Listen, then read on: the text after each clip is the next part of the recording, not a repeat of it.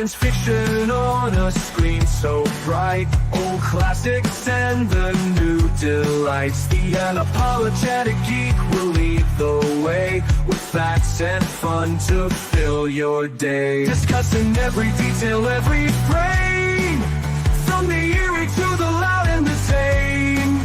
Gig along with all that's great, those Sunday vibes you can't debate. Tug along with the Sunday crew, geeking out is what we do.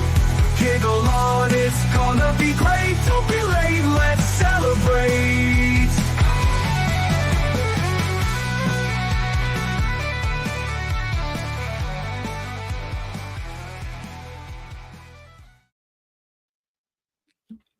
Salutations! You killed Carl, you bastard! Oh, I'm sorry. Greetings from South Carolina. You've been reading that book for like 2 months now. I'm slow. I read like a page. I've been reading it for 283 days. You know how I know? I'm on page 283. Well, there you go. Yeah. Okay, well, let's say hi to the people in the chat. We've got Vim Vanderstraten here as always. Vimmy. Just Carowin, good day. Channel member Texas Knight, good morning. The part where I turned the chat on. Yep. All my exes live there. And of course, Indy Spoats here to fact check us in real time. AM, good to see you, my brother. Oh, and Mike Silva just showed up. Mikey Silva, good to see you. Man, I've got to get out there and see weapons. Everybody's talking about it. It's Okay. become the new Game of Thrones. Yeah, apparently. So today we're going to continue our discussion of post-apocalyptic survival movies, because that is one of our favorite subjects here on the Unapologetic Geek. If you missed last week, that's okay. I've already forgotten what we talked about, so we might repeat ourselves. Who cares? I know Indy cares, but I don't care. And again, I'm going to be pretty loose with the definitions. In fact, the first movie I'm going to talk about probably doesn't qualify, but Danny sent me a link last week. It qualifies if you're a roach. If you're a roach, it definitely qualifies. It's a movie called Twilight of the Cockroaches, which I've never seen before, never even heard of before until Danny sent me the link. It's this weird Japanese live action / anime from the 80s about a group of cockroaches living in an apartment, basically Joe's apartment if it was made in 1980s Japan, where there's this single guy who just doesn't care, and like his whole apartment is infested, and like the cockroaches live in peace with him, until one day he sees across the field a girl in another apartment, and she comes over, and then she starts slaughtering the cockroaches, because obviously she does. This is a very simplified version of it. We follow the story through the eyes of the cockroaches, and you come to learn that there was kind of an apocalypse before, where this guy was actually married before with a wife and a kid, and he kept the apartment very clean and was at war with the cockroaches and was slaughtering them by the thousands and millions. And like his wife left him and took his daughter with her, and like then that's why he got depressed and stopped caring and stopped killing the cockroaches. But of course now he's got a new girl, and so now he's got to clean the apartment again. So it's all out war. Anyway, Armageddon. It's a weird movie, and it's all like this analogy or this allegory for like Japanese complacency in the post World War II era and stuff like that. Like you can read really deep into it if you want. You can read real deep if you read the names of some of the characters, like Hans and Adolf. Let's say. Oh yeah, yes. There's definitely a lot of that in there. Hans, though, is probably my favorite character. He's this cockroach. He's got like this perfectly sculpted like Adonis face, and they're like the female main character like falls in love with him, but he's beyond stoic. He's a statue. And there's one scene where she goes across the field and joins his army, basically. And there's this one scene where he's about to go out into the front lines to go find food, and she's behind him, and one of his subordinates, because he's like a general, one of his subordinates comes up to him and says, "Hey, that woman, I'm worried that she's a distraction." And Hans just slaps him and then turns around, kisses his girl, and then goes out into the front lines. It's really funny. I don't know. John Wayne. He says like 5 words, maybe. It's great. I don't necessarily recommend this movie because it is very slow. I watched most of it at 2x speed. But I did find it pretty fascinating. And yeah, the human characters are all in live action and the cockroaches are all anime. And it's really weird when you see anime cockroaches with big boobs. It's bizarre. You don't know how to feel about that. I don't know. Like, I count it because it is about survival for sure. Because these cockroaches have been living in complacency. They've gotten fat off the land of Joe's apartment. I'm going to call him Joe, even though his name is Seiko, I think. But then as soon as they have to fend for themselves and they have to fight, they get taken over by the rival cockroach gang that's like, militant Germans. I don't know. Like, I think that there's a lot to it. And let's just say it ends badly, like most of these 80s animated movies about animals and pests, like Watership Down. Let's see, Secret of Nim. There's so many. Well, Japanese entertainment as a whole, you don't get a lot of happy endings. That's true. Yeah. You just don't. But you got to admit though, when that little Bud Abbott looking cockroach, the little fat fella, he flew and hit the guy in the eye with that last ditch. That little hurrah. Slavery, and then he falls to the ground and gets stepped on. You felt that, man. Oh, true. You felt it in here, man, for that little fella. Yeah, when you get to the end and pretty much everybody dies, yeah, you feel it for sure. Yeah, it's like I swear I drew Holocaust imagery from this movie. It was that bad to me, man. For some reason, it just really slapped me in the face. I actually felt for little cockroaches getting wasted. I sprayed millions of them. Yeah. 78. Oh, wow, man. And it's like every sound in the world. I got loud sirens going off. I got dogs squealing. Apparently, I might have to give this movie another chance because I must confess, I couldn't get in. I tried to watch it. I couldn't get into it. But now that I kind of know how it develops, I might give it another chance. And I apologize for not being able to. Well, once again, when it gets to the really slow parts, and you can see them coming, especially when music's playing on those long scenic, you just go ahead and fast forward to the 4 or 5 minutes of that crap, and you get the quick, or watch the 123-minute quick version. I will say that the music during those slow places actually does sound better at 2x speed. One thing you reminded me of, Tug, though, is it reminded me of a personal event where years ago, my best friend was married. And long story short, all I could think of was everything would be so much better if he just left her, if she was gone, if it, this place would be like amazing if she would just leave. And long story short, she ended up leaving him. And if I thought the first wife was bad, the follow-up, it was like World War I and World War II. Yeah, World War I sucked, but you ain't seen nothing yet. We ended up having to succeed our friendship, I'm afraid. I'd like to say not because of the wife, but because of the wife. One of my wives hated the roaches, and she went to war with the roaches. And now that I think back after seeing this movie, I really wish the roaches had won. Hey, Lance. I could have lived with them a lot better. Lance, is it going? Oh, and Mike, you are absolutely correct. The Old Man in the Cave is an amazing post-apocalyptic Twilight Zone. It's actually one of my favorite episodes. Oh, yeah, that's a great episode for sure. Mm-hmm. It's based on a short story, which I have not been able to find for some reason.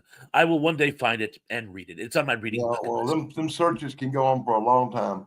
Believe it or not, I'm still looking for a black and white TV show from an anthology series based on War of the Worlds. I cannot find this episode, and I'm still I hadn't heard. But I will not stop until I find it. How many people were looking on your behalf as well? I think there were at least a half a dozen people. Thousands maybe have checked.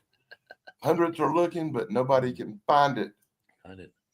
Did you set You know what Dave I did- Sundstrom on it? Because of anybody in our group, I think Dave would be the one to find it. On an unrelated matter, though, I'm sure you guys know the War of the Worlds, the American scandal. A similar thing actually happened in Ecuador in the 50s, only it was far, far, far worse. And a crowd ended up burning the radio station to the ground. And I think a couple people were killed. Here's the funny part. I was still working in the restaurant at the time, and a bunch of our kitchen staff was from Ecuador. And not only is that still considered like a huge like anecdote in Ecuador, one of the guys I talked to, his grandfather was in the crowd. Oh my goodness. I know. I'm like, what? He goes, oh yeah, my grandfather told me that story. He was like there, and I went, oh, so crazy. Wild. That's just weird. Would War of the Worlds be considered a post-apocalyptic survival? In this scenario, I would think probably. Yeah. Well, I mean, it's mostly like as the apocalypse is happening. But I mean, there are elements to it, especially if you get to the scene in the cabin with the old man who's crazy, like either the book or the Tim Robbins in the most recent, well, not the most recent, but the Steven Spielberg version. You get to that scene, and that seems very post-apocalyptic survival for sure. Yeah, I watched the Tom Cruise certainly version, does. and I felt post-apocalyptic. Yeah, I'm not saying the Tom Cruise version is any good. The Tim Robbins scene is good. That movie's so bad it makes you cheer for the Martians. I don't know why it's so difficult to get that movie right. You know what I'm saying? It's like, I mean, George Pell did, so we got that. he did, but he's the only one. There's a problem with trying to get it right, dude. The problem is It's that humans don't matter when you think about it. The Martians come, they destroy a bunch of stuff, they get sick from a virus and they die. And humans really are just there. That's what I don't like about it. At least in the modern Independence Day version, humans done something. We put the virus up their butt. We got rid of them that way in the modern movie. In the old movie, we're just there. Well, I mean, that's kind of the whole point of the story is that You know what a dunzel is? It's all about. Have you ever heard the term dunzel? Do you know what a dunzel is? A dunzel in distress? A dunzel. It's a part of a machine. It's just there. It really serves no purpose. It's just on the machine. It's a useless part. It's a dunzel. And that's what we were in the movie. We were dunzels.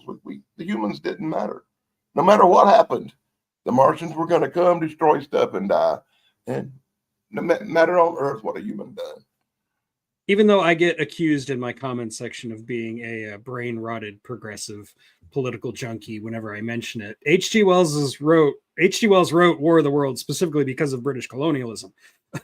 And the whole point was that there was no way to defeat it. It had to defeat itself from its own hubris. And if you know how many British soldiers died from malaria and other tropical diseases, the idea of the Martians dying from something they have no immunity to, it was not far-fetched at all. Yeah. Although in my literature classes, they used to use that as an example of a Deus Ex Machina used properly, because it can actually work if used properly. I just often think to myself, think to myself, what the world would be like if all the humans in the North America and South America, the Native Americans and the Teotihuacans and the ancient people had some kind of virus that was deadly to the Europeans, and it went in reverse, and the Europeans come over here and caught the virus, and it killed off Europe instead of them. What world would we live in now? Yeah, true. If the roles were reversed, just think about it.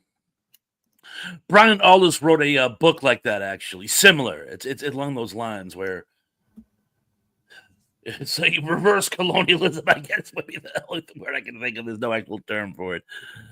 Which would still be colonialism. On a related matter, I had a dream the other night, and I solved the problem of time travel. If anybody's interested, I'll fill you in backstage. Well, there was this one book by Arthur C. Clarke and I can't remember his name, the guy who wrote Ring. That's about like a world, like the aliens have come and they have just like mixed up all the time periods on Earth. So like one time zone will be from like the 1700s, and one time zone will be Oh. Genghis Khan and all that. And they have to intermingle. And like the way the viruses interact with the different time periods is actually very interesting, because the people of the past don't have immunity to future viruses, whereas people from the future or the present have no idea how to tackle ancient viruses, which it's actually kind of fun. It's a really neat book because you've got like Alexander the Great fighting Genghis Khan and stuff like that. It's really cool. That'd be a cool match. I know who I'd bet on, but that'd be a great fight. Yeah. Oh, and while we're on the subject, one of the things they're speculating for people who aren't familiar with the term pandemic. Who's not familiar with that term? There's I was being wry.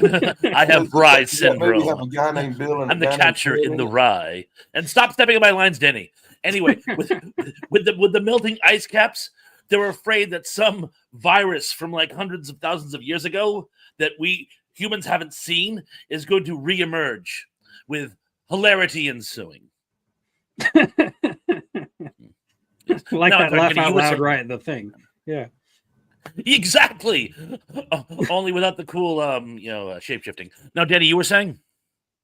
I have no clue what I was saying. Dude. I'm sorry. I didn't mean to No, I'm derail just- your train of thought. I'm just kidding. I was just asking Tug if that movie had Bill and Ted in it.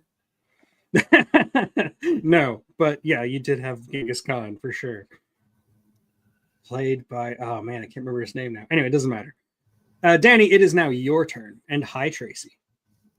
You know, I really should bring up the plague And hi, dog, Ron. but I don't think that applies here. Even though if these dogs happen to get in contact with humanity, it could destroy Earth. It's like And a that's why the pre-apocalypse. And Yeah. that's why the plague dogs is really post-apocalyptic in a way. But I'm going to digress on the plague dog because we done talked about an animated film earlier. And I'll move on to this post-apocalyptic nightmare that I really hate. I don't know. I watched the movie and I didn't hate it. But the second time I watched it back, I hated it. And every time I've seen it since, 3 or 4 times, there's just little things I really hate about it. And that's the Book of Eli. It's not the future that I want to imagine. What do you think about it, Chuck?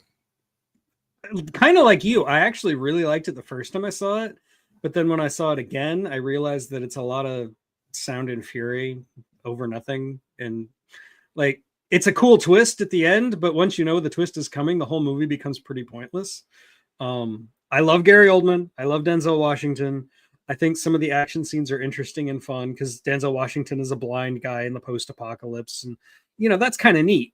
But yeah, the movie, it loses a lot of its luster after you've seen it. So You know what I finally come to realize? It's kind of Blind Fury with a book instead of a kid. yeah, pretty much. It's like somebody just took Blind Fury, made it into future, threw a book instead of a kid, and went with it. That's what I got in the long run. And if it had Rutger Hauer in it, it probably would have been 10 times better. I mean, I like the fact it was kind of a love letter to other post-apocalyptic fiction. I mean, the idea in the future they would destroy books. Well, thank you for Canticle for Leibowitz, and that type of thing. It merges many other. If you're a fan of the genre, it merges a lot of them together. But again, there's a fine line between an homage and a ripoff. And when I watched it, the one thing I can think of is, other than the surprise twist, which I think everyone, even if you haven't seen the movie, you've probably figured out. But there was no real, no, what have we learned, Dorothy? And I felt there were many opportunities for that. It's almost like, I don't know if it suffered from rewrites or what, but it just seemed like something fell through the cracks. You know, And my that's just grandpa, what I took from it. my grandpa was an old World War II veteran, and he always used to say something funny about them burning books. He said them idiots in Germany that was burning books, his problem was they only read one. Ba-dum-bum. And yeah, it's kind of like one of those SNL movies where they take one sketch and drag it out for an entire movie. It feels like Book of Eli is a really neat vignette. It's like a really neat story that they have stretched out to a I full wish you hadn't length. brought that up. I had a flashback to like the most terrible movie experience of my entire freaking life. That just Night at the Roxbury? it's a movie from Saturday Night Live, man. It Which really one? is. It's There's like a lot of bad the SNL movies. worst. I mean, it's hard for me to think of a movie that's worse now that I think about it. And I've had some doozies. You know how I feel about some movies being bad. But there's this movie called MacGruber. Oh God. And it, to me, We're on the same page with this one. oh, I'm speechless at how much I really could. God, it's a family show. I can't say that. Oh, he wants to suck a. Oh God, I can't say that. I just can't tell you about this movie on this show. Fair enough. Fair enough. I'm gonna make a movie. I'm gonna make a video later just bashing MacGruber and showing scenes from it and telling everybody why I hate it. Stay tuned. Ugh. But I am glad you brought up the Book of Eli because it was on my list. It was one I wanted to talk about. And pretty much, yeah, what Thrash said. It feels like a bunch of other post-apocalyptic stories meshed together. Yeah.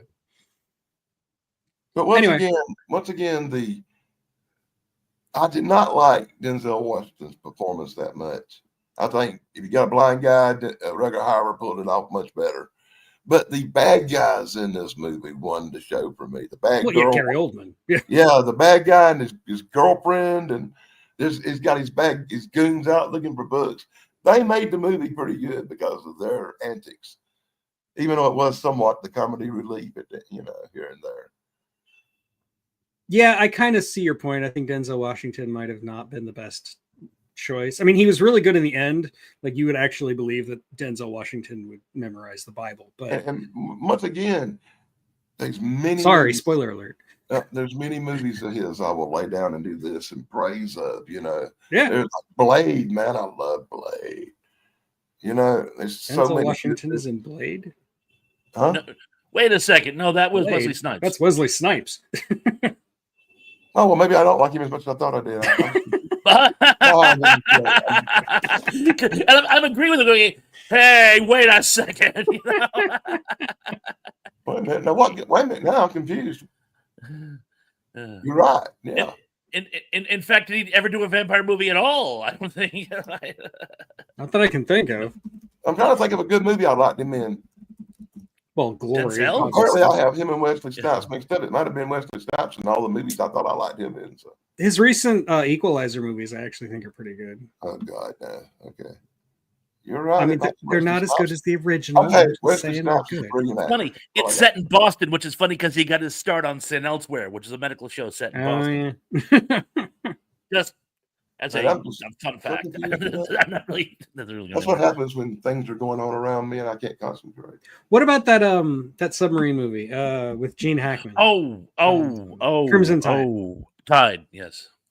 I like that. They call Alabama the Crimson Tide. Yeah. The one with You Sean can call Connery me. was better, But then again, I have a soft spot for submarine movies. I pretty much like them all, even the terrible ones. So I was going to say, even U-571 is not without its charm. It's about as historically accurate as Hogan's Heroes, but it's a good movie. That's one of my mother's favorite movies, so I've seen it a lot. It's like, yes, when I think of German U-boats, I think of Matthew McConaughey.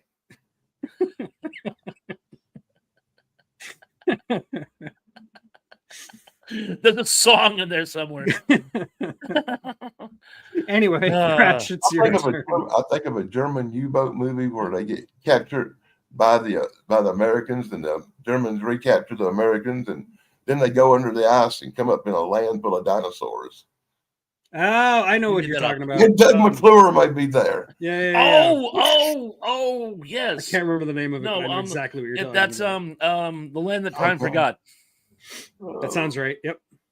And that's a great movie. The first resident officer German in that.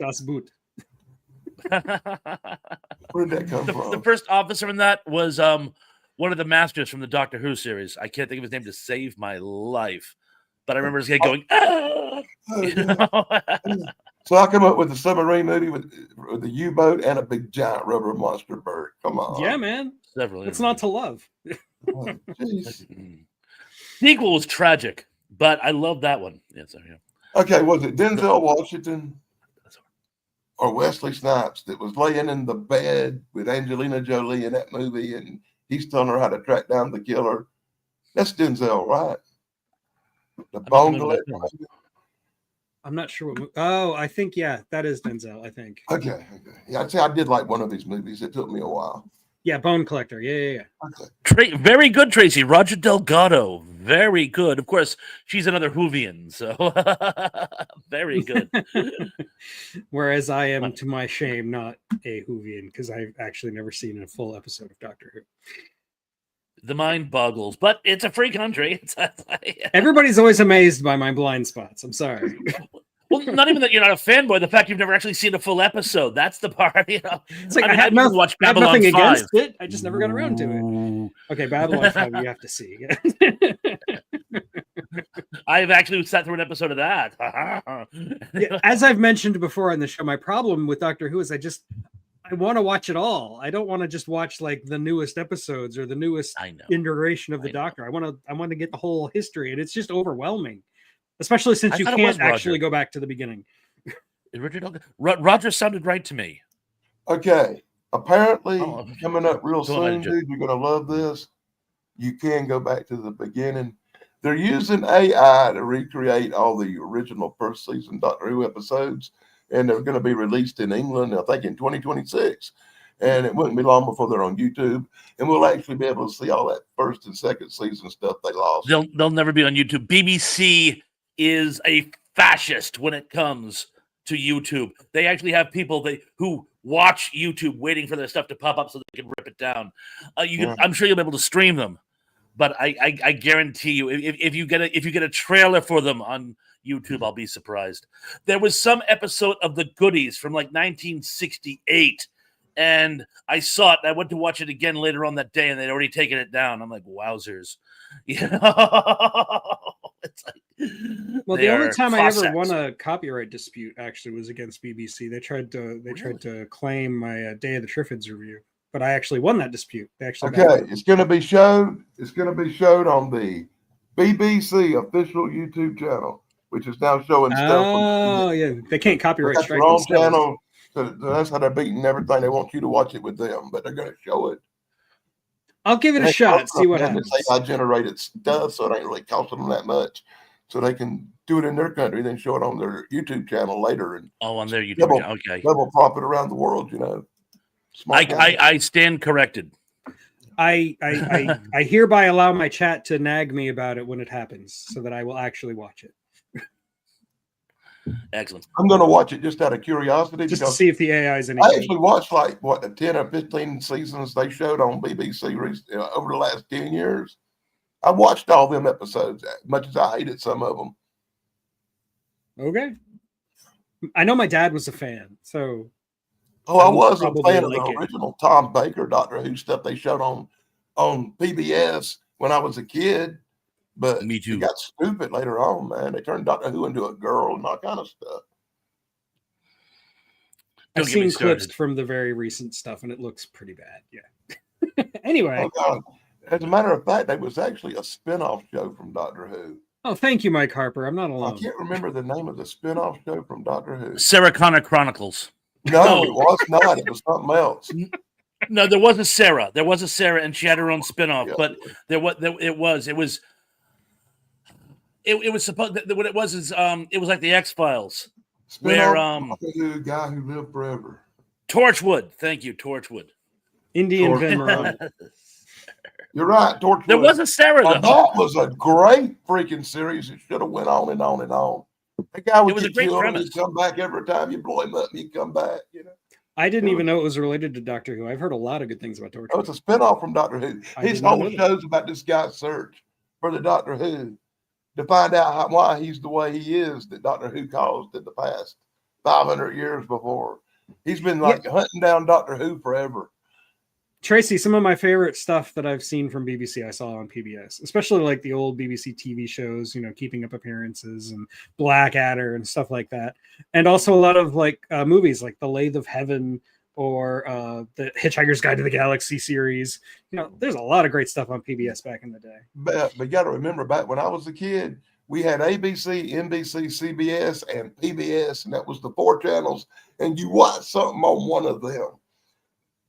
And on Saturday and Sunday, if you didn't want to watch race cars or boxing or some sports crap, you pretty much watched Cisco Kid and Boys to the Bottom of the Sea and all the old black and white TV shows they show on the weekend on PBS. Indy just blew my mind. I'm actually I did like a word jumble in my head because I like, no, that can't be actually, no, that's right, you know. Cool. That's very cool. AM, thank you again. As always, I stand amazed. No. Oh, is it my turn, by the way? It is your turn. Oh, cool. I shall take it. I'm actually, I have to open with it. I'm not doing this to be a smartass. I was going to do this anyway, but it's going to be fun to actually open with a movie Tug hasn't seen. I know. It happens. I'm going to go with a post-apocalyptic comedy, and it's Radioactive Dreams. And Tug, I'll try not to spoil it too much for you. Long story short, in the opening salvos of a nice hat, love the chapeau, très chic.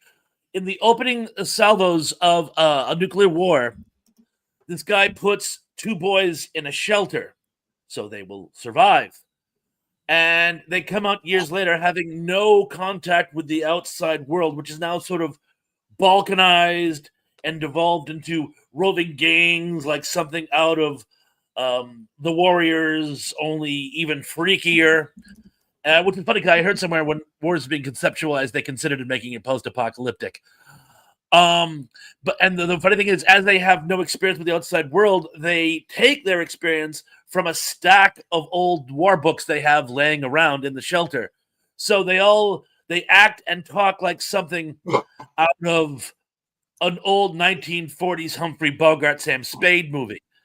And I always found this to be delicious because when I was a kid, I watched a lot of old movies and I thought World War II veterans were like living gods. So I used to try to emulate that stuff. And the funny thing is, it was about as culturally relevant in the 80s as it would be in a post-apocalyptic world. So I know what it's like to go around quoting the Maltese Falcon thinking that it will have an impact on people. But anyway, they go through and it becomes an odyssey, and they go through and they have all these adventures, and parts of it are very funny. And it's just such an incredibly fun film. And I was asking Tug today if it counted, and he said, I can't tell you, I haven't actually seen it. So for those of you who have, please tell me what you guys think. And for those of you who haven't, you have your homework. But anyway, my opening salvo is got to be Radioactive Dreams. Yeah, when you warned me that this was coming, I looked it up on Wikipedia, and just a quick glance at the plot and the premise makes me wonder why I've never seen this movie. This looks amazing. You've got characters named, Chandler and Marlowe. I mean, come on. It's great. I'm a big fan of hard-boiled detective novels. I'm a big fan of post-apocalyptic fiction. I'm, why haven't I seen this? I'm a big fan of film noir, obviously. So, it's just wild. But I've never seen this. You're trying to take my job away, Pons, because you picked one I haven't seen either and can't comment on, I don't think. Wow. It's a great film. Check it out. It's got to be available somewhere. If what's the name of it exactly? Radioactive Dreams. Radioactive Dreams.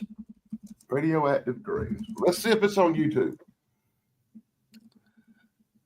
My idea, I was actually going to rewatch it last night in preparation, and I can't find my copy. I have a copy. I just couldn't find it. And I eventually just gave up. Apparently it is on YouTube.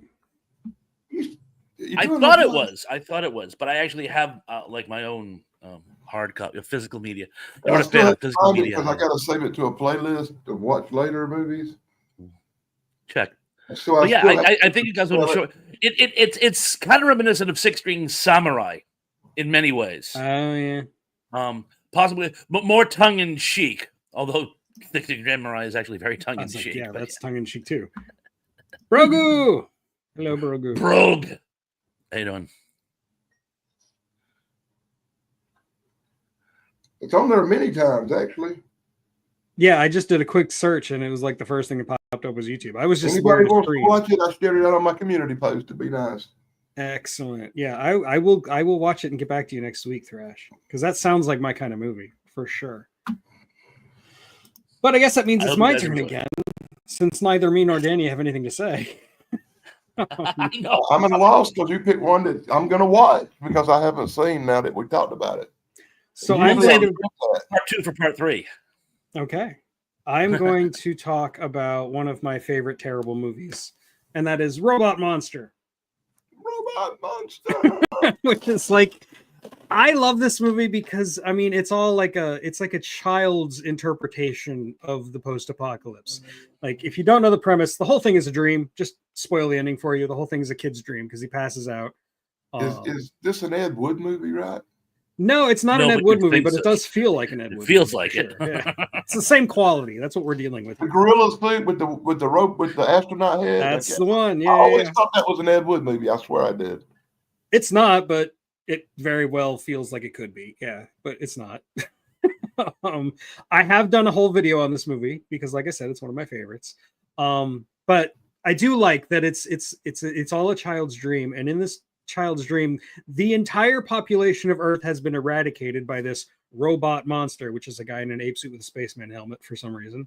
And he and his family are all that is left of the human race, and they like live in this wrecked apartment building, basically, just like it, just rubble. They just live in rubble, and they're surviving by having like electricity powered through the house to make it look like, to make them invisible to the robot monster. And the robot monster, his weapon, or his communication device is basically a bubble blower. This movie's great. I don't care what you say. This movie is amazing. It's so terrible. It's made on a budget of about $1.50. I don't know. I don't know what else to say about Robot Monster other than you have to watch it. It's great. It's a fantastic. It's one of the most entertaining movies you can possibly find because it's almost like a spoof of a spoof. Yeah. I mean, I think it's 70 minutes long. And half of that is the monster walking up and down a hill. There's this one scene where the robot monster is like carrying the girl, right? And the girl's supposed to be screaming and kicking, and she's like laughing, and you can tell she's laughing. It's great. And if I remember correctly, they were putting in one of those like 50s planned suburban communities, and what was supposed to be the rubble of their home is actually a foundation that was put in that they hadn't built over yet. And they had to hurry up and film all the scenes because the crew was coming up after the weekend to build the rest of the house. There's all these wonderful behind the scenes stories of the making of it. Like so many of the movies we talk about where the story behind it is almost as entertaining as the movie itself. There's a great scene. I'd like to say they could only afford one costume, but they couldn't afford that. They cobbled it together. They had the space helmet from one and the gorilla suit from another, but he gets his orders from his superior, but they couldn't afford another suit, so they just do like what I call mirror movies, where he actually plays his own commanding officer. Yeah, and he's like arguing with himself, and you can just tell he's just yelling at himself. It's like so funny. It's so entertaining, and I got some stock footage somewhere, and it looks like Irwin Allen level, like lizards fighting each other stuff, because initially it was like a dinosaur attack situation. The first wave of the alien invasion was they brought all these like dinosaur things to life that actually wiped out the human race. He was basically there. The Roman was there as a mop-up operation, but it's just so entertaining. I can't sing its praises enough. Okay, I'm going to shrink everybody just for a second so that you can see this background. Nope, that's not how you do that. That didn't work at all. There we go. That's awesome. That's my robot. You know, this movie's like one of them movies like The Giant Claw that I really love from my childhood. I've probably seen it 1,000 times and sat through it. Probably, it's shocking. It was still the old days, and I turned on the TV and it was on Turner Classic Movies, and this movie was coming on. I'd probably watch it because I love the feeling it gives me of nostalgia when I watch the old movies like this, or the Giant Claw, or I love the one about the tarantula, the one where tarantula, yeah. Or Earth versus the Spider. The creature from the Black Lagoon. There's actually two, and I mix them up myself. Actually, one of them has Clint Eastwood. Like the creature from the Black Lagoon, all these nostalgic old classic movies. The Deadly Mantis. Oh God, that's probably my favorite of them all, man. Love those movies. I know. I have a That's a horrible good idea. love for them old black and white monster movies like that. Oh, definitely, most definitely. They're Oh, still my and one favorite. other, And I'd rather see them than 90% of the modern garbage being made today. Do you say Most them as definitely. in all those movies, or them as in the movie them? Them, Them. the giant ants and Yeah. them movies both. It's a great movie. them Yeah. and Them. them, Yes. them in the specific or in the general term. I still say, even after all these years, the movie Them with the giant ants, other than the special effects of the giant ants, the acting, the camera work, the whole storyline, it Yes, stands Slasher up Fred. today. Yeah, it really does. Right down to Los And- Angeles being a cesspool even back then. It's said that Mara Corday helped him get the part in Tarantula because she was like the heroine in it, and they were like besties, and he was just starting out, but she was established. Years later, when she needed work, he would have her like in sudden Impact, one of the Dirty Harry movies. Or actually, I think even more than one. But she plays the woman who works in the coffee shop that he frequents. Okay. And he was trying to get some work when she did work towards the end. Oh, and this is anecdotal. I don't know if it's true or not, but it's a great story either way.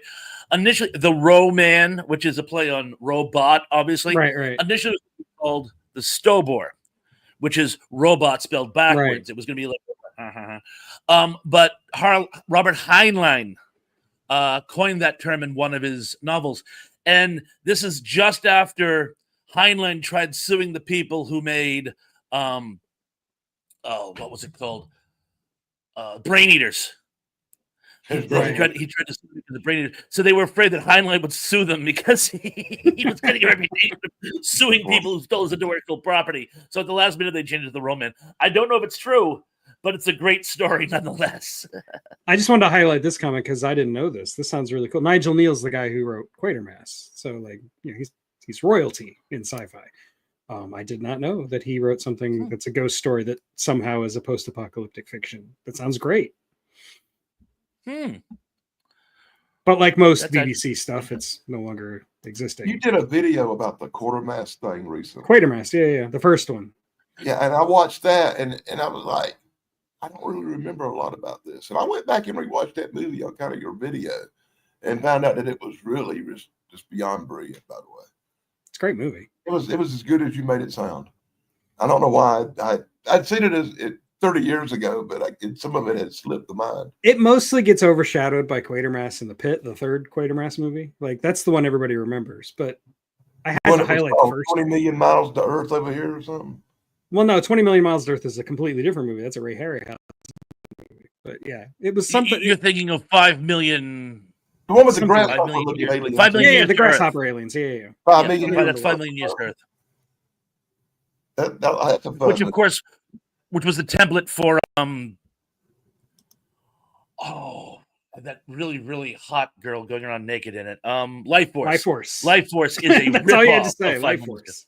Yeah, the really hot girl walking around naked, you know. May was her name, I think. Matilda May. All I know is that I had this really great Life Force trailer, and she was walking around butt naked. It got up on YouTube, and they never messed with me one time about it. But I put a cartoon butt of Vampirella up, and it got me a strike. You just never know with YouTube, man. Yeah, never know. The show's to go, yeah. So I guess that means it's my turn again. No, wait, I just did Robot Monsters. It's Stan's turn. Yeah. Oh, God. Amy's turn. Well, I guess it's time for me to disappoint the world with the most crappiest apocalyptic movie ever made.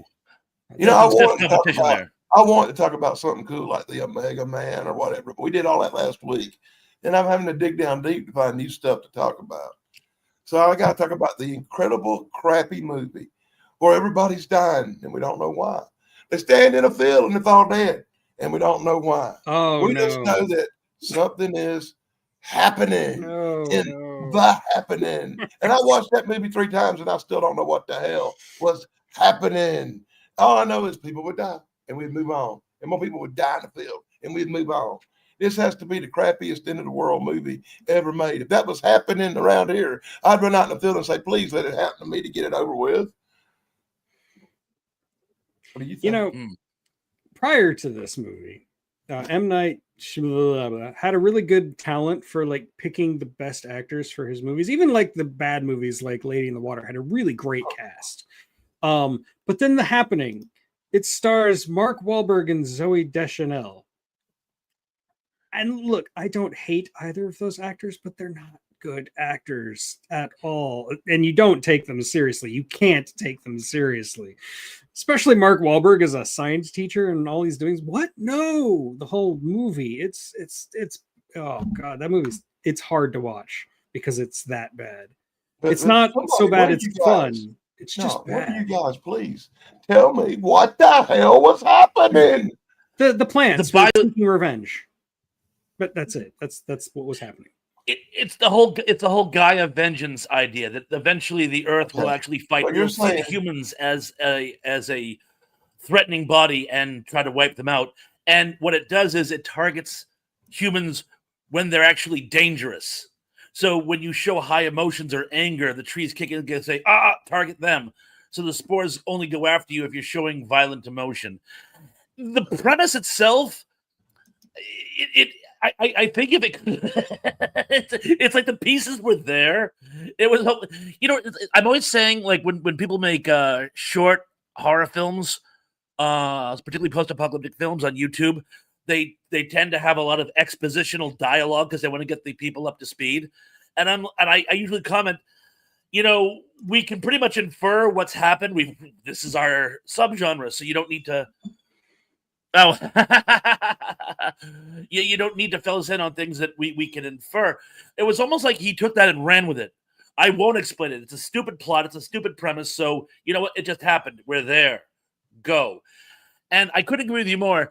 If there was a movie where the two actors were more over their head than this, maybe Geely, but I don't know. It was just the two of them. And like all post-apocalyptic road movies, and as we've discussed, they're all road movies, there's always that one obligatory scene where they stumble upon someone who's so cut off that they don't know what's going on, and they kind of set up shop there. And I'm like, okay, I know this one. This chapter will work. And that chapter failed. And I can't even tell. I think it was a miscast. The lady, I can't think of her name to save my life. I do apologize. She's best known. She was in Newhart. She was the matron in the Newhart TV show for years. I haven't seen her in much else. But she was so terribly cast, it didn't work there either. And it's a pity, too, because that could have been a pretty good scene, and it wasn't. So, yeah. So, now that you've explained it and I understand it a little bit better, so basically, the plants and bushes are pissed off, and they're pissing poison pollen that makes people go nuts and die. Yes, that's the plot. That's the stupid effing thing I ever heard in my life. Yes, it's pretty dumb. Especially since in the end they just decide to stop. That they've made their point. Well, now I know what's happening. Wow. Like I used to be an apologist for M. Night Shyamalan. Now the movie's even worse than I thought it was. Oh, it's so bad. I liked it better when I didn't know what was happening. If I was going to make a movie that bad, I'd leave it open-ended where nobody knew what happened. I couldn't come up with no better crap than that. And I don't really blame the characters for, ending themselves. If I was in that movie, I probably would too. That's what I'm saying. By the time I was halfway through it, I wanted to end myself. I wound up watching that movie a couple of times, just trying to get it and never could. Like, what's happening? It's not good. It's like when Mrs. Thrash watched the Attic Exposition, and she's like, "Can you do me a favor? I feel like I didn't get this. Watch it and explain it to me." And I watched it, and I go, "It's not very good." She goes, "Oh, thank God! I thought I just didn't get it." No, it's just not very good. It's like sometimes that happens. They try to make the movie seem really deep to hide the fact that they don't have anything to say. Yeah. Yeah, I'll watch movies and think about them and think I know everything about them, and then I'll talk to Tug and he'll tell me this, that, or the other about them, and I'll have to watch the movie again from a different perspective to re-grasp it. Like, oh, I missed that. Why didn't I get that point or whatever? Oh, I feel terrible now. I thought it was the matron in Newhart. It was the mom. The stepmom for me is enough. But just to point out, I'm a little slow sometimes. I didn't know Bruce Willis was dead till the end of the movie. Hey, I know a lot of people who didn't see that twist coming. Yeah, I'm not one of them, but I knew a lot of it. It's fine. It's fine to not see a twist coming. Well, the second time I was like, oh God, I should have caught it, but I didn't. So sometimes I ain't that quick on the uptake, buddy. Indeed, yes. Okay, so Thresh, I think that means it's your turn again. Oh, cool. I'm actually going to go with an early one. One while the genre was still trying to get its legs. And it's actually a shockingly insightful and kind of heavy film for the 1950s, and it's Panic in the Year Zero. Ah, yes. It is also. And Ray Milland stars in it, and it's so funny because Ray Milland is like kind of a very, it's like a well-known established dramatic actor. He's been in a shockingly large amount of fiction, particularly schlocky fiction. And he plays the patriarch. Long story short, what happens is this family is planning a getaway, so they're all packed up and in their little trailer or van, and they're all going to go off into the forest. And while they're doing this, World War III happens. And this is at the peak of Cold War terrors. And they basically run with it. So they're very well set up. And they basically just set up shop in the woods and try to survive. And one of the things I always thought this movie was a template for so many other future movies because there's so much that comes up in it that is actually done later. Instantly, people start profiteering. Other people start hoarding.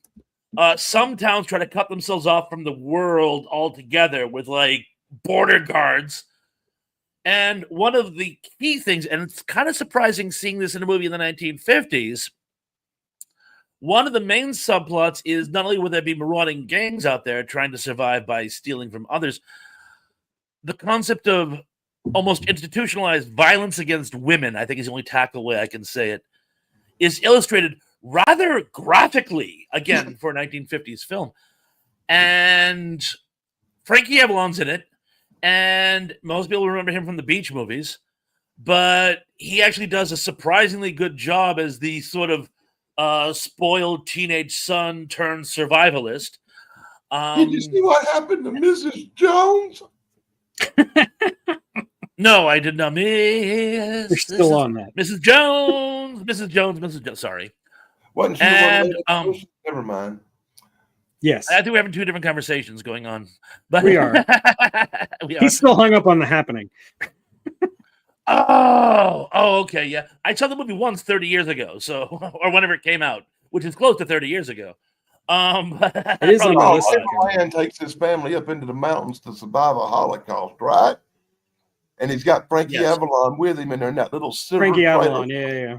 Yes. And people down the street get killed, and the lady gets bad things happen to her, and she's laying in the bushes when they find her. Remember? That was Mrs. Jones, man. Come on. I forgot that was her name. Thank you. Family, whatever. Never mind. No, I just forgot that was it. I do remember it's a family that does set up shop near them, and that's how we find out about the gangs of roving ravagers. I think would be the most politically correct way of putting it. But again, for a 1950s movie, it's pretty intense, and it holds up to this day. I mean, it gives us kind of a Hollywood ending to it. As opposed to future post-apocalyptic. That movie could not have been more disturbing if Alfred Hitchcock had directed it himself. I'll buy that. I don't know who directed it, but I'll buy that. I think it was Ray Milland. When I saw that movie as a kid, I was like 10, and that movie. Yeah, it's an AIP movie. So that movie was psycho disturbing, man. It really was. Yeah. No, I agree. It's a lot darker than you would expect from early 60s, especially from American International, who, were mostly known as Roger Corman type movies. I mean, come on, one week. Was it early 60s? It was 62. That's what Indy one week said. on TV, you see Ray Milland running around with two heads and Rosie Greer, and you laugh. The next week, you see Ray Milland in a swamp with a big frog, and you laugh. And then the next week, you see this movie, and you're sitting there with your mouth up and going, "What the hell just happened?" That wasn't funny at all, dog.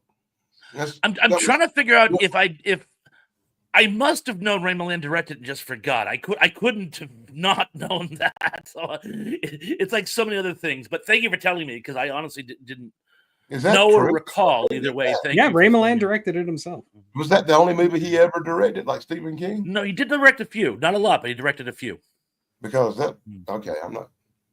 And Graham, I got to tell you, I've never seen Glenn and Randa, but out of the blue, I saw, probably when I was preparing for this, I saw some buzz about it and looks amazing. I must see Glenn and Randa.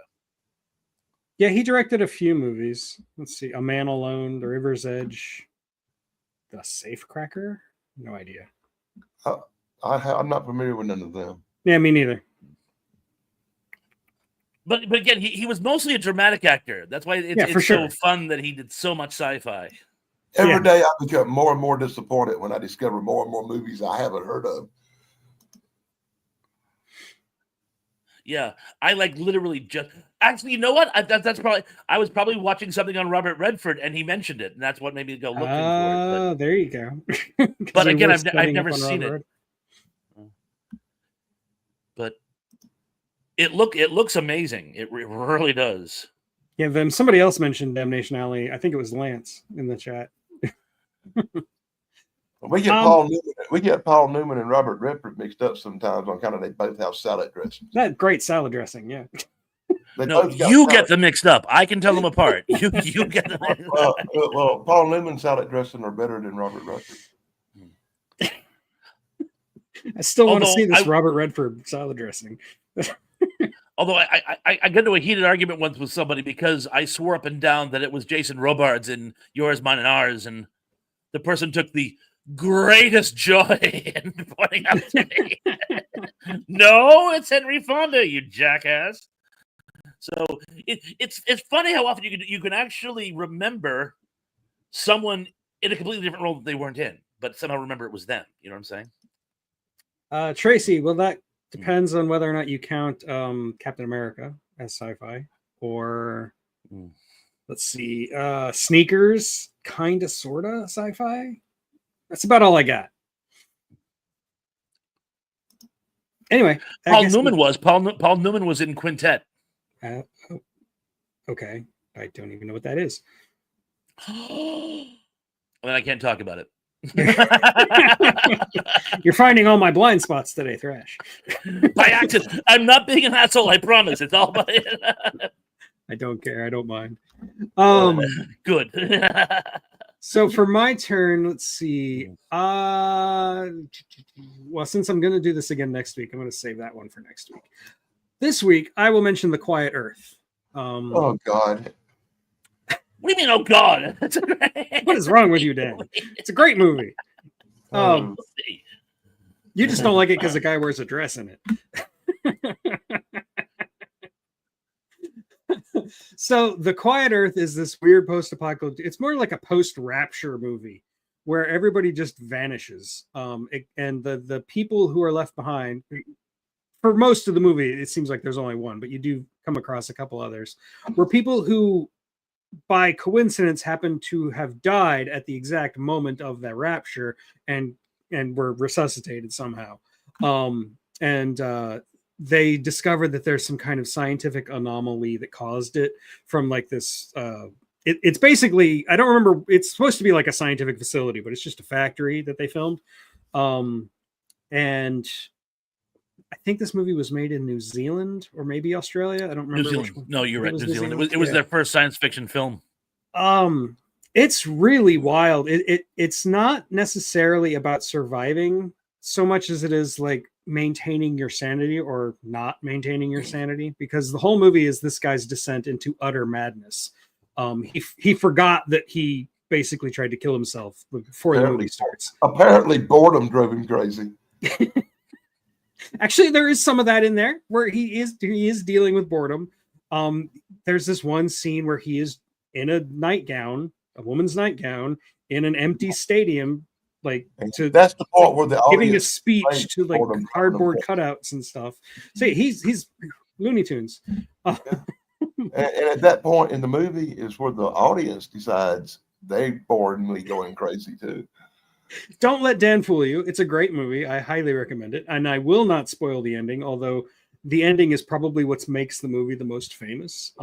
That last shot will blow your mind. I spoil the ending for y'all and bore you to death. Warning you, Dan. Dan, warning you. Be nice. Anyway, The Quiet Earth. I like it because it's a psychological movie. Without spoiling anything, I will say the ending was absolutely the best part of that movie. Because when the credits scrolled, I smiled from ear to ear and was so glad it was over. Well, we're in agreement at least. The ending is.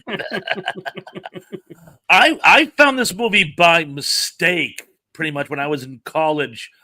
It was on, I think, one of those like. Well, when I discovered it, it was on like Bravo. Yeah. It was on what? Bravo. Back when Bravo used to do like obscure movies. Like I've learned a lot of movies through the old days of Bravo. Well, I had to watch it in a little box where it was all out of shape. You know how they do the widescreen in the small box thing? Yeah. I had to watch it in the small box because I watched it on Comet and they suck. It was suggested somewhere, and I just like the title. It was like one of those things. And I was in college, so I was going through my foreign film phase where foreign film is better than American. American is mundane and banal and mainstream. I like foreign film. Oh, get your head out of here. Anyway, I saw it. And I fell in love with this movie. I mean, because again, it's almost like the first half of the movie, it's a one-man show. It's really, as you say, him and his descent to madness, and it's riveting. And then when he does finally meet other people, and it's meet here is the wrong way of putting it, but like in I Am Legend or Damnation Alley or other films where people think they're alone, they find someone else, and that sort of yeah. And when they finally go the World of Flesh and the Devil route, where the third guy shows up, or the third person shows up, and that of course complicates everything. But it's such a great scene because he's met the girl and they're kind of doing their thing, and then a third guy shows up and the guy's putting a gun at him. He goes, "Are you the only one?" He goes, yes, I'm the only one. And as he's saying, "I'm the only one," you hear a voice on the radio, and he goes, "You tell lies." And the guy's like, "Well, come on, what do you expect me to do?" It's like, well, no, yeah, you're right. Of course, you'd lie. I'd lie. So, you know, that sounds really so amazingly similar to a TV show called The Last Man on Earth. Is it? It was a horrible TV show. I never saw that show. It's a horrible TV show. I recommend you don't watch it, but that's basically the plot to it. Oh, I've heard nothing about bad things. People show up and drama ensues. And the guy that plays in that TV show is the worst actor that ever existed. Mr. Snuffleupagus or something is his name.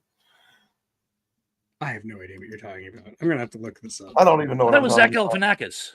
Wasn't it Zach Galifianakis? That's what I said, Zach Snuffleupagus. Oh, that's Mr. Snuffleupagus.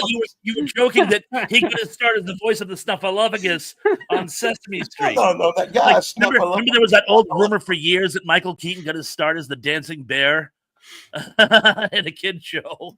Okay, say his name one time. Zach Galifianakis. Zach Snuffleupagus. It's actually Will Forte, but yeah. Oh, it was Will Forte, so it wasn't Zach. It's all right. I apologize. I thought it was. I Vin caught it at the same time I looked it up. Yeah. Yeah. Well, so they never watched the show. You can understand why I wasn't certain. But I didn't know his name neither. I thought it was the Snuffleupagus guy. But they're similar. It's called The Last Man on Earth. I watched like the first two seasons before I wanted to pluck my eyeballs out with a fork. If it was so bad, why did you watch 2 full seasons? Because I didn't know how to install the DVR. One season with The Last of Us. Ooh. When I first got the new DVR, I knew how to start recording on shows and everything. I just couldn't find in the computer to go in and take them off, so it just kept recording. And I can't have something on DVR and not watch it before I delete it. By the way, has anyone actually, and Tug, this goes for you or Danny or anyone in the chat, did anyone manage to get through the entire second season of The Last of Us? No. After the first season, I didn't even bother because I knew what the story of the second season was going to be. I didn't make it through the first really? season. That's one of them episode 4 things for me. Episode 5. I love love the the first first season's season. great, but I knew Yeah, I had to I quit made then because I knew the Really? story was only going to go downhill from there. You Well, should have. You should have. I got a perfect example. Here's a made perfect the right choice. example.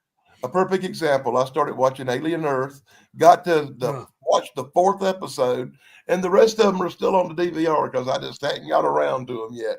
The excitement has fell off. I'm not all happy about this show like I was in the beginning.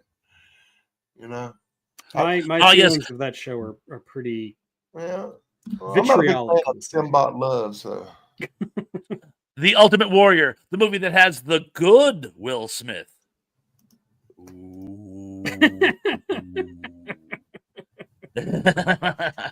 Hello, Sarah. How are you? Greetings. Sister Sarah, love you, babe. So, I lost track. Whose turn is it? Let's see. Dan had. Did that count as a turn? Talking about that show? No, because I said okay. The Quiet Earth, so now it's Dan's turn. Dan's turn. Well, since Sarah's in the chat, and she really should be on here because she lives in California, where apocalypse is around the corner everywhere you look. Let's go with the most apocalyptic end of the earth movie of the modern times. Can you guess what it is? The most apocalyptic, earth destroying, very few people survive, total annihilation. California goes down in a puff of smoke, and I'm talking about a movie called 2012. Oh, yes, 2012. This has to be the most destructive, earth-destroying, apocalyptic movie I ever saw.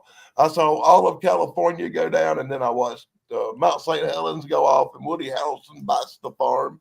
They fly around the world, and you get to see China go down right before they all jump on boats and float away. What a great movie. I really like this piece of crap. Am I the only one that liked it? Yeah.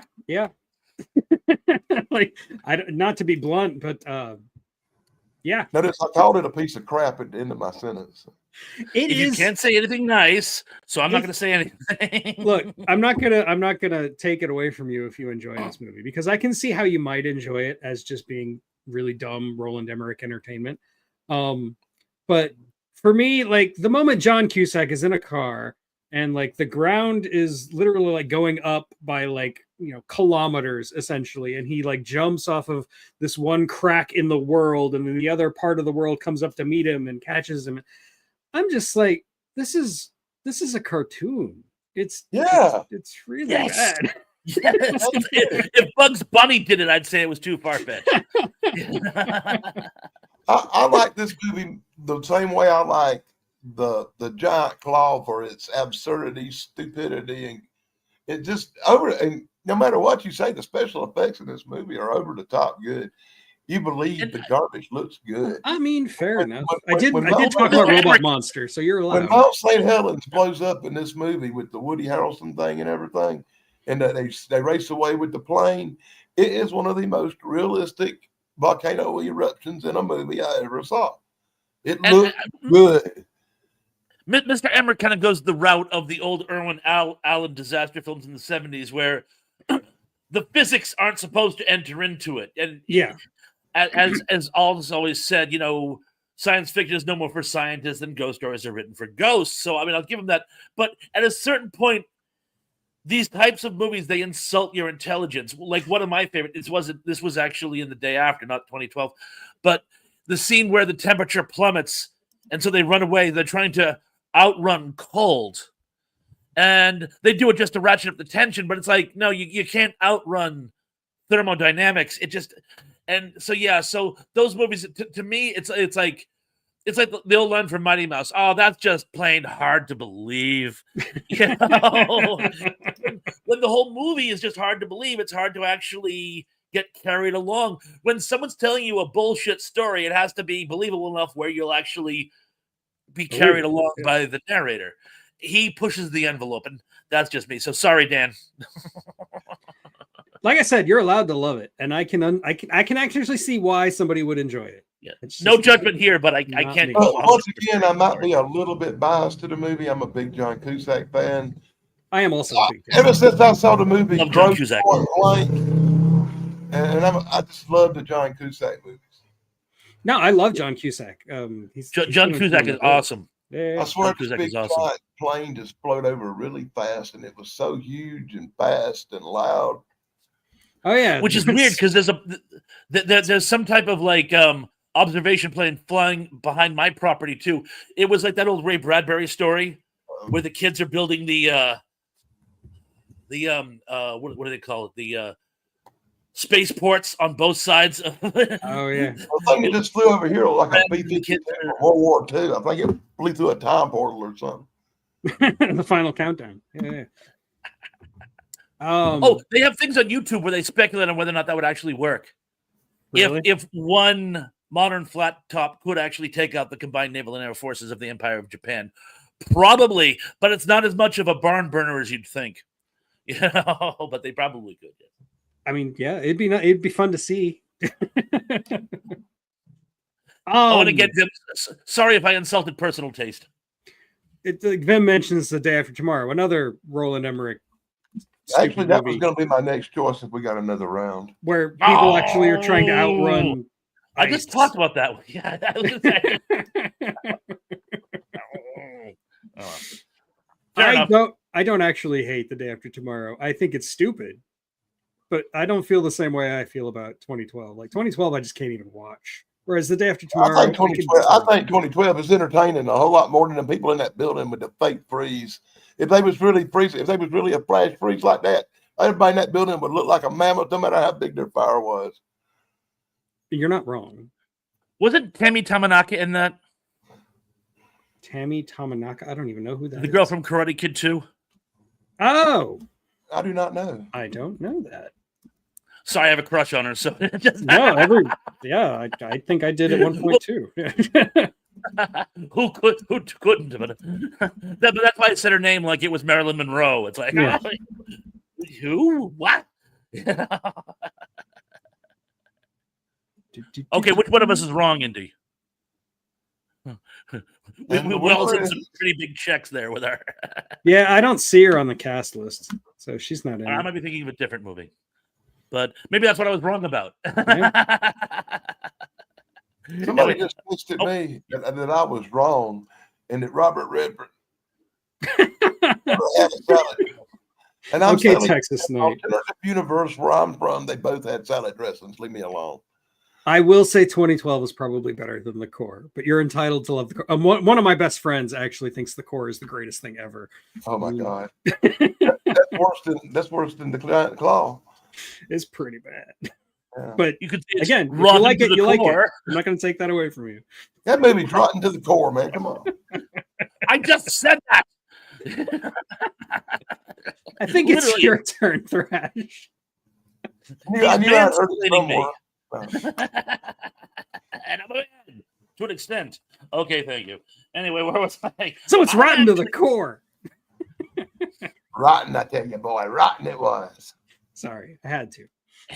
No, it was perfect. It was perfect. Thank you.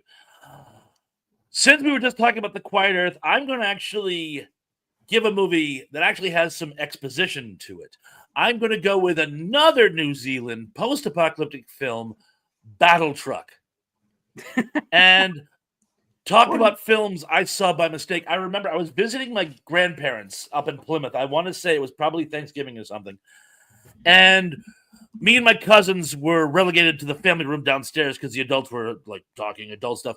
And we put on whatever movie channel they had, and we just happened to catch this movie, Battle Truck. And I was like 12, 13, I think. And I was like, it's like this movie was Mad Max before there was Mad Max. It's just such an amazing movie.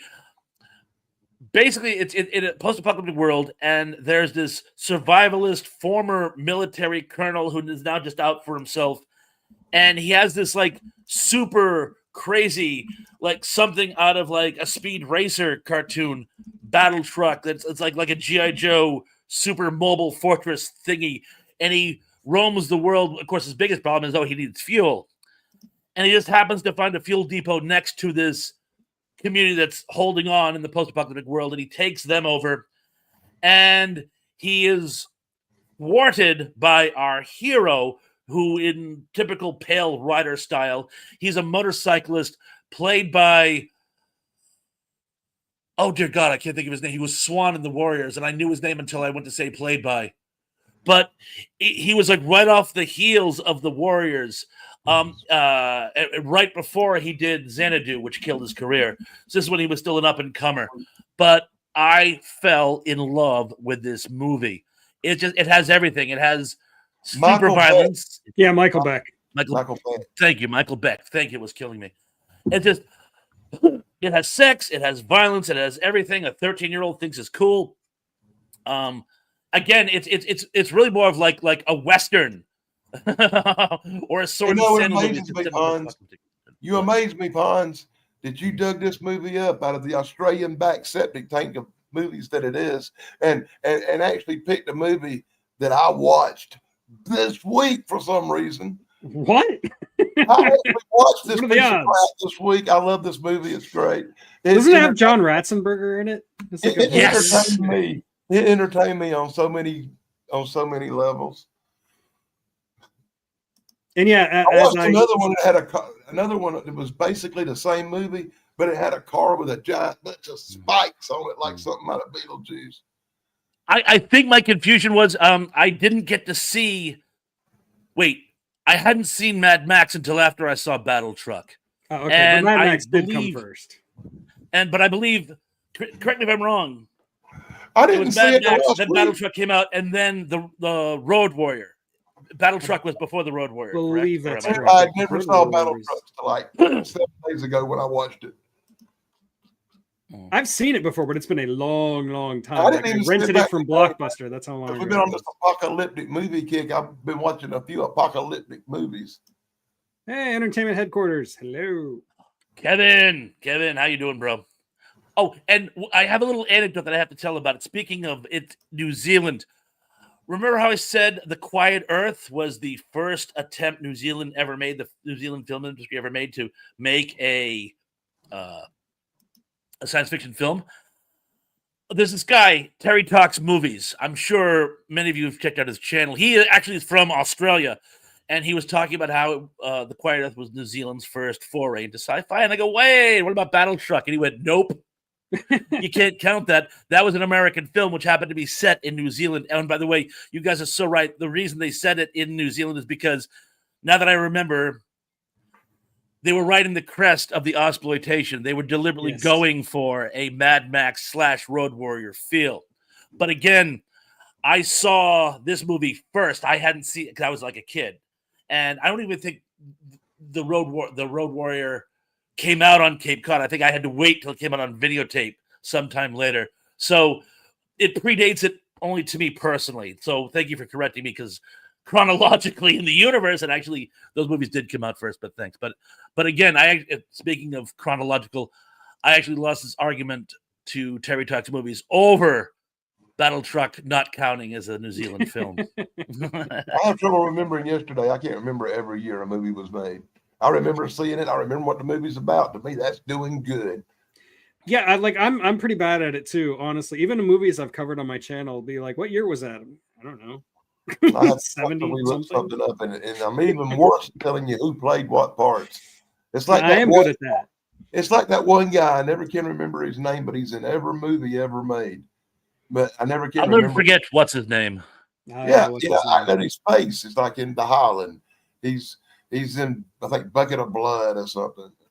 It's just Oh! Little Yeah, Eating Little flowers, Little Shop of Horrors. You know this guy. I never. Yes, Dick Miller. I can never remember that damn name. I feel like such There a you dick. go, Indy. As soon as you said Bucket of Blood, I knew who you were talking about. I just had to get the wheels turning. I can't remember the name though. It never sticks. It's a very generic name, Dick Miller. I don't know why. It's just some things don't click. Well, and then again, I'll be 60 in November. So there you go. I guess when you reach a certain age, you have to make room for new material. You have to push some old stuff out. The Terminator. Let's see. I guess it does count, depending on how you do it Well, chronology-wise. Terminator 2 has that segment in it. Yeah. In the old, and then there's the dream sequence in Terminator 1. So Is it a dream it certainly sequence has or a elements. memory? Is the dream sequence a dream sequence or a memory? That's an excellent question. But I mean, like, I always thought it was From him from the remembering. perspective of from the perspective of Reese or the Terminator, it's still after the apocalypse. Like just because they went back in time, it's still in their timeline. Yeah. Anyway, yeah. So, but yes, I'd say that's a countsies because it does touch upon it. Yes. Yes. And yes, it could be a dream sequence because the picture burns up, and he has it later on. Good point. That is a good point. Good point. Yes, Dick Miller.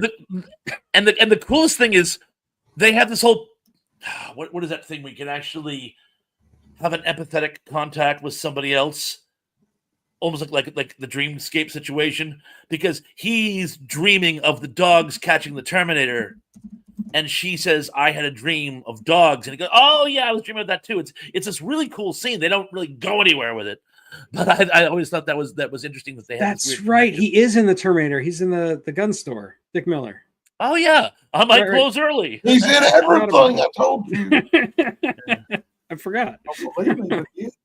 You know, for years I thought he was the creepy diner owner in After Hours, and apparently that wasn't him. Let me rephrase. I just happens to look like him, but apparently he's in all of the good movies.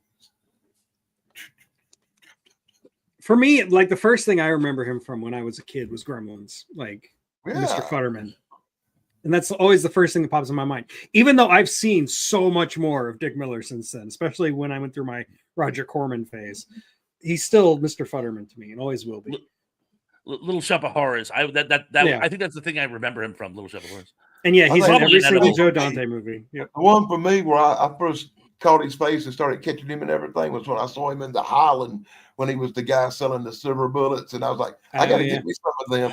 It's his in that store is the reason I ordered my silver bullets that I have. I got 5 left.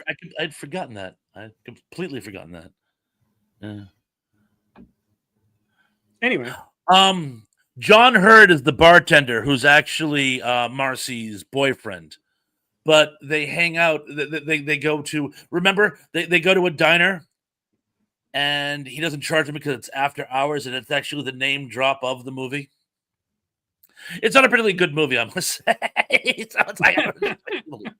mean, it's not bad. It was one of those movies in the 80s that was trying so hard to be innovative. I think the innovation got away from the actual good filmmaking. That's just me. Okay, random fact about John Hurd. When John Hurt was approached to play Kane in Alien, he had to turn it down because he was scheduled to be in a movie in South Africa that was set in South Africa and was filmed in South Africa.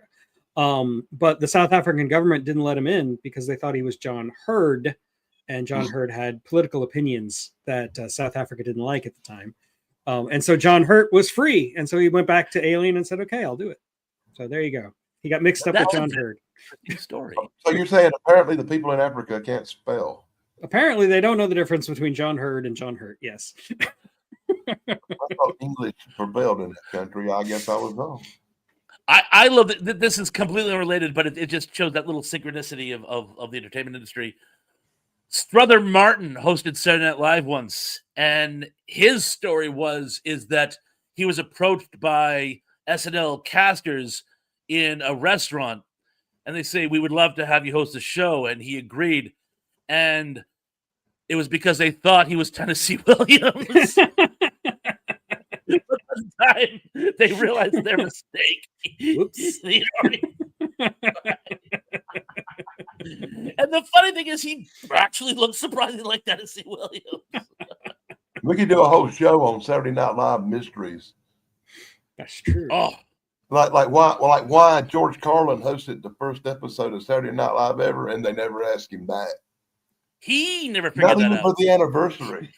He actually talks about that. He couldn't figure that part out. Yeah, but Weird. I wanted to see that. Speaking about behind the scenes stuff, I wanted to see that movie that was about the first night. Because there's a bunch of clips about it on YouTube, and it talks about all the craziness that happened behind the scenes while they were trying to get ready. And I got to tell you, the actors that got to play the various characters are outstanding. Like the guy that got to play Billy Crystal looks like exactly like a young Billy Crystal. The guy that got to play Chevy Chase, he's actually better looking than Chevy Chase was, but his actions and mannerisms are like outstanding. the guy that got to play Belushi. You'd think they cloned Belushi. It was just, Wow. It was a very in-depth movie, but I don't think they quite got it right. It just didn't. Chance there was really likes it. There was something off about it. I don't know what. But like the story was just bull. I've only seen clips, but the clips Yeah. I've seen are outstandingly entertaining. I watched an interview with Chevy Chase, and he said the movie was great fan fiction. I don't know if I believe much of Chevy Chase. And anecdotally, supposedly, after when the movie did a test screening, they had invited Chevy Chase, and afterwards, Chevy Chase, in typical Chevy Chase fashion, went up to him, the filmmaker, and said, "You got everything wrong," and walked away. And he goes, "That's when I knew I did it right." Well, yeah, Chevy Chase. I heard that story too. Anyway, yeah, I like I said, Chance really likes it, and I've wanted to see it. I'll catch it eventually. Yeah, someday I'll see it too, but I do saw- like the clips. I saw a bunch of the little 8-minute clips from it on a channel. I haven't seen the whole movie yet. I've seen enough to know what to get the general picture. Okay. I think what they did was I think they took a whole slew of stories and crammed them into this was the first night.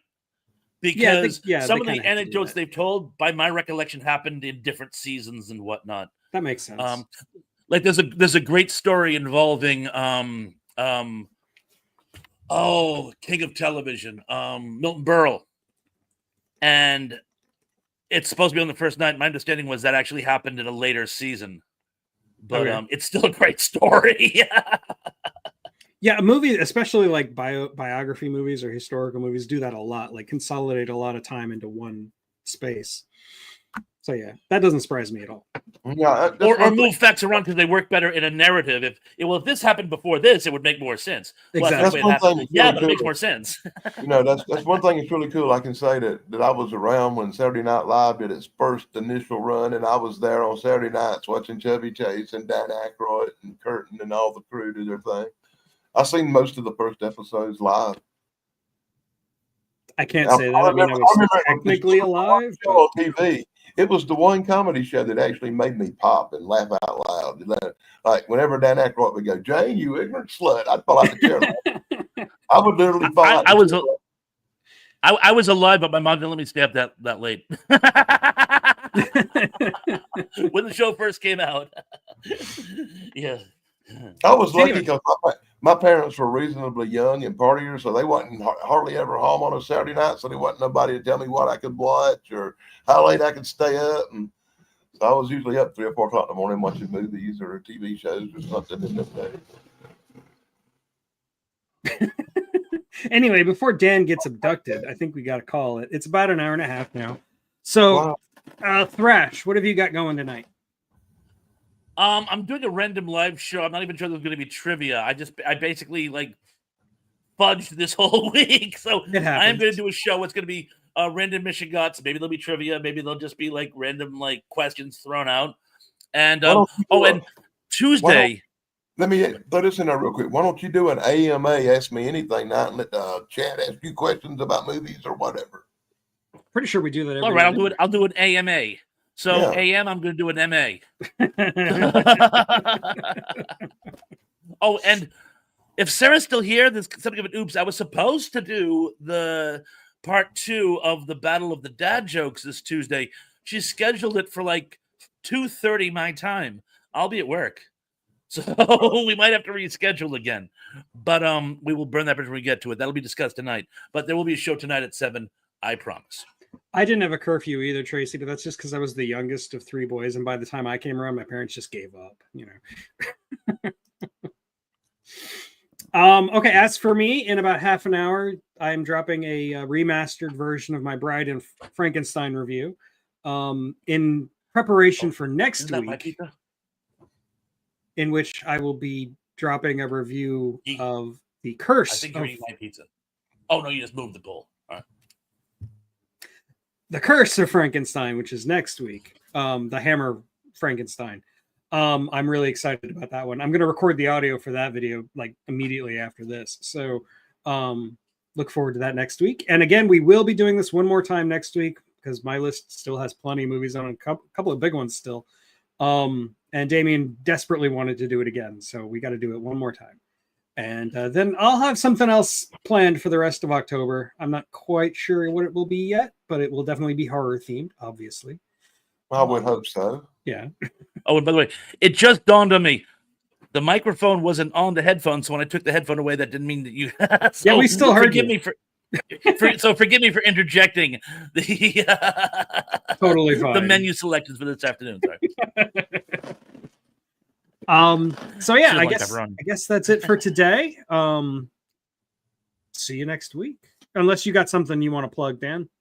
I think I'm not doing nothing until Thursday night. I think I'm on with Sarah Thursday, BBB Saturday night, and you again next Sunday. And that's the only things I've got live stream wise going on.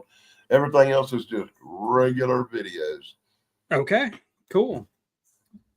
I will go ahead See and you hit guys the button. tonight. So, yeah. Thank you and good night.